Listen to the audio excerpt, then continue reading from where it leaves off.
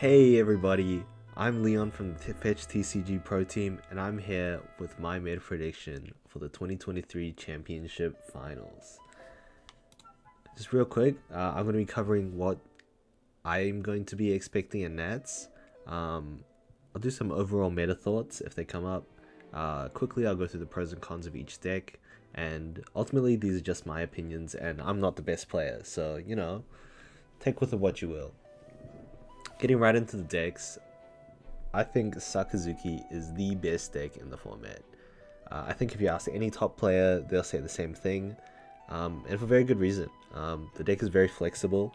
There's so many cards you want to play in this deck. 50 is really not enough. You want to be playing, 4 Houndblaze, 4 Lucci, 4 Meteor Volcano. There's so many good cards that you want to fit in this deck, and there's just not enough space.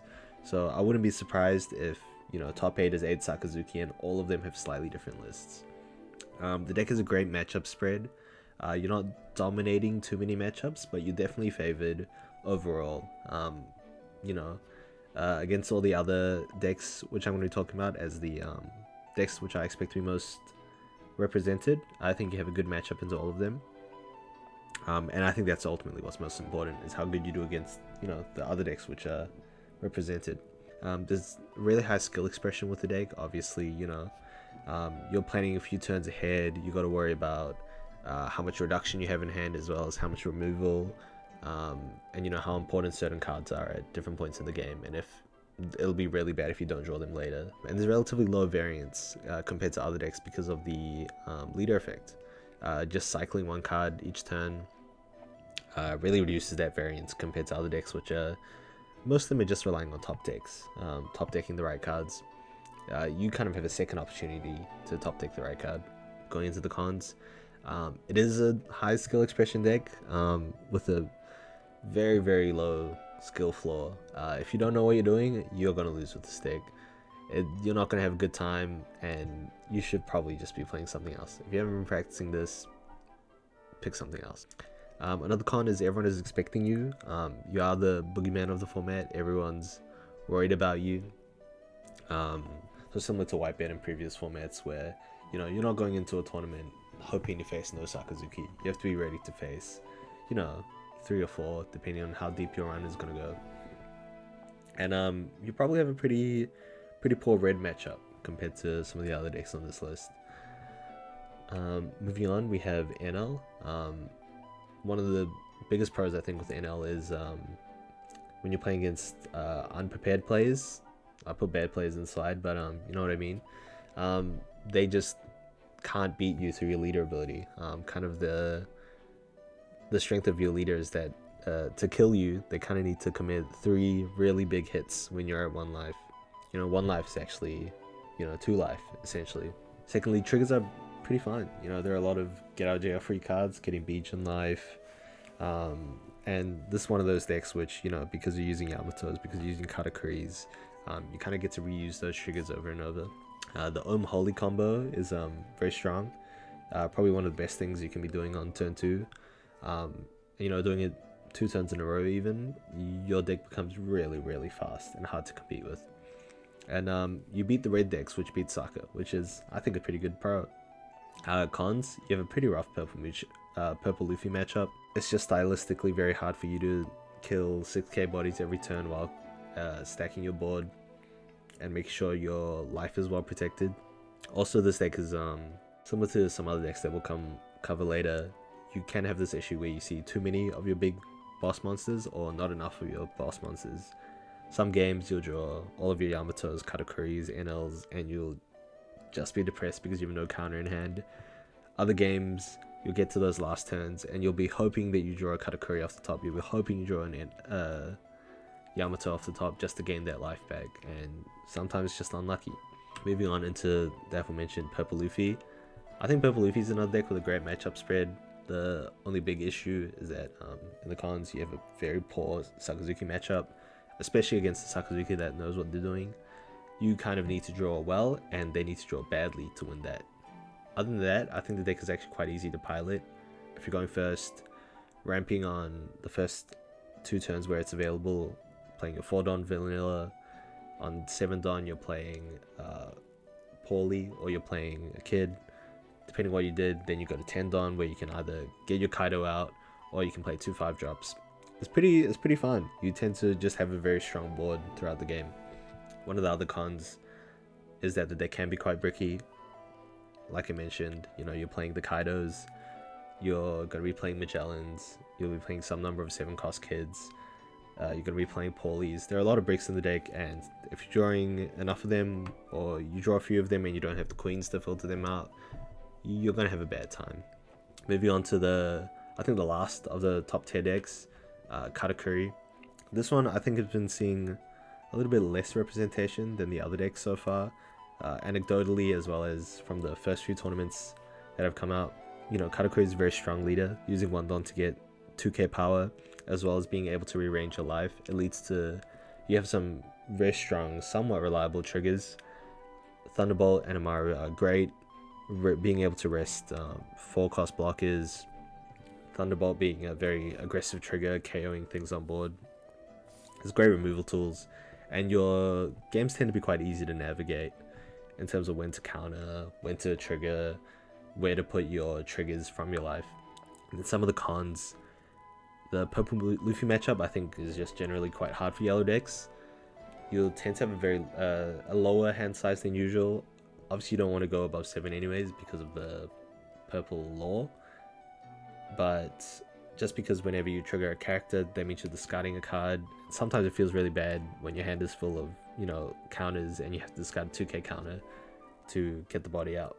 Also, just because of the variance, every once in a while you'll have a game where you have 1 trigger out of 5 life, which is pretty sad when it happens. And that's just the variance of the game. Obviously, there's also going to be some games where you're going to have 5 triggers and you're going to feel amazing.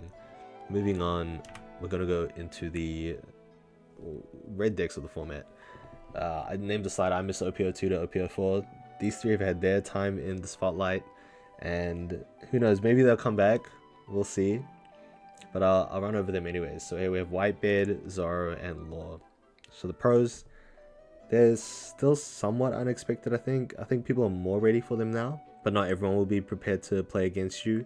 The decks are still very strong. They have a very strong core set of cards, and their game plans of being these aggressive, fast-paced strategies, it's still very good.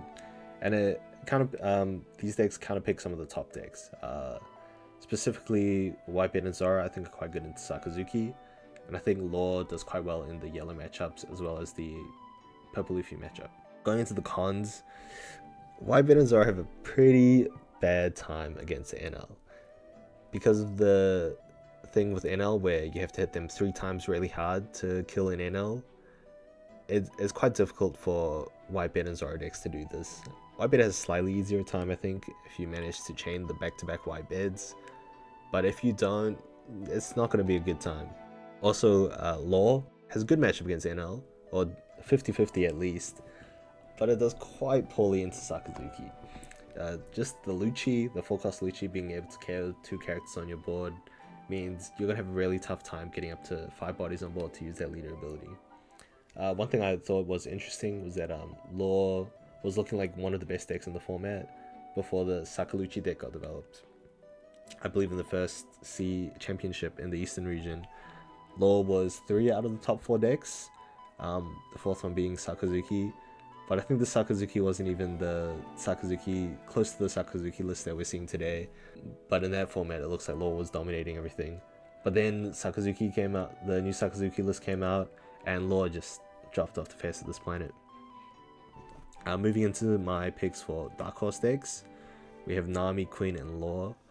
I think the pros of these decks are people are pretty unlikely to practice them, and they have pretty unique play styles, which means if players are unprepared, they won't really know what to do against you, and you'll just be able to win some games that way, which is quite good. The cons, there's a reason they're not meta.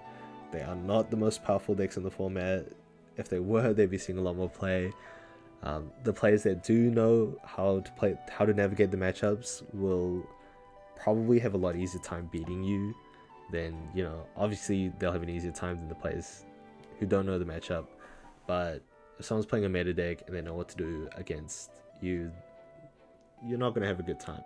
They are also quite difficult to pilot because of their unique play styles, and they're also quite draw dependent. All of these decks rely on certain key cards or categories of cards that they not necessarily need to see, but want to see to have a good time into some of the top decks. And they're going into some decks that I think are going to get played. We'll see some maybe alright representation, but I don't expect to get very far. We have Rebecca, Rob Lucci, Bello Betty, and Monkey D. Luffy. Also maybe Smoker, but I left him off here because I think she's just the better one, or better than Smokers. Pros, unexpected. I don't think anyone's really going to be practicing for Rob Lucci, maybe Rebecca, Bello Betty, and the Red Purple Luffy. And these decks can all be built in a certain way to counter some top decks. The cons for these decks is I think they're just worse than some of the other decks on this list. They don't win their winning matchups as hard as some of the other off-meta decks, and they lose their bad matchups even harder than those decks. So, you know, we're there to have fun, and these decks can be fun. Thanks for watching, guys. Let me know what you think. Drop a comment with what your thoughts are and what your experience is in the meta so far. Let me know if you think I'm wrong and that, you know, something crazy is gonna win nationals, because I would love to hear it. You know, I've been a Red Luffy enjoyer myself, but you know, I'm not expecting that to get too far. So my predictions, I thought I'd drop this in here because it's a bit fun. I think Sakazuki will win 2 of the nationals. I think Enel will take 1. Man, I think an off-meta deck is going to take 1 of them. That'll be cool to see. I'll be excited to see the deck list come out.